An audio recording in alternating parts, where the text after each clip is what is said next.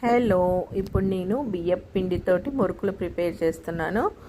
First ఏంటంటే 1 KG బియ్యం పిండికి నేను ఒక చిన్న టీ గ్లాసుడు మినపప్పు అండ్ సగ్గు బియ్యం వేసేసి మంచి చిన్నగా ఫ్లేమ్ పెట్టుకొని మంచిగా దోరగా ఫ్రై చేసుకొని పక్కన పెట్టి చల్లారనివ్వాలి.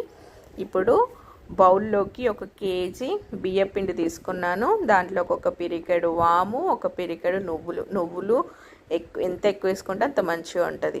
ఇప్పుడు రుచికి సరిపడినంత ఉప్పు, కారం, ధనియాల పొడి. ఇది ఎవరిష్టం వాళ్ళు. ధనియాల పొడి స్కిప్ చేసినా చేసుకోవచ్చు, వేసుకుంటే ఇంకా టేస్టీగా ఉంటుంది. ఉప్పు కారం కూడా అంతే, ఎవరి రుచికి సరిపడినంత వాళ్ళు వేసుకోవాలి. అండ్ దీంట్లో కొద్దిగా అల్లం వెల్లుల్లి పేస్ట్ కూడా వేసుకుంటున్నాను. ఇది కూడా ఆప్షనల్, కావలసిన వాళ్ళు వేసుకోవచ్చు, లేకపోతే లేదు.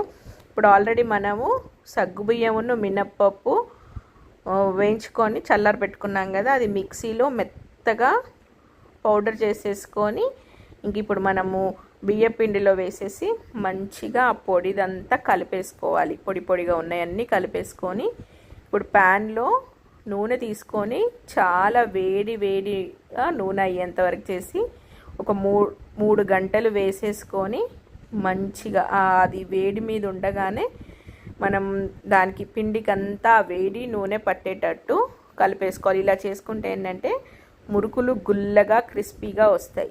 ఇప్పుడు ఆయిల్ అంతా పొడి పిండికి కలిపేసుకున్న తర్వాత మనం ఇంకా వాటర్ వేసేసుకుంటూ కొద్దిగా మంచిగా కలిపేసుకోవాలి. కొద్దిగా గట్టిగానే ఉండాలి, మెత్తగా ఉంటే ఆయిల్ ఎక్కువ పీల్చుకుంటుంది.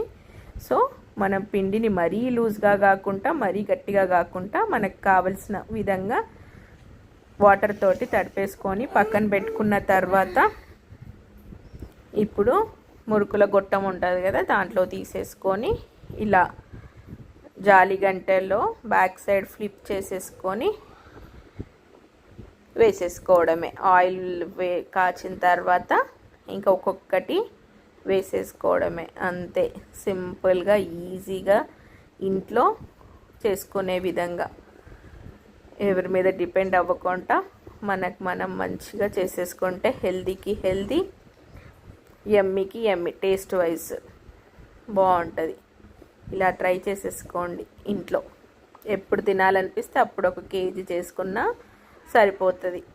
మనం ఒక వీక్ డేస్ 10 డేస్ వరకు తినొచ్చు. యమ్మీగా వచ్చాయి చూడండి, గుల్లగా. ఇవి ఏంటంటే సగ్గు బియ్యమును మినపప్పు వేయడం వల్ల మనకు అంత క్రిస్పీనెస్ వస్తుంది. చూసారు కదా, ఇంకెందుకు ఆలస్యం, మంచిగా ప్రిపేర్ చేసుకొని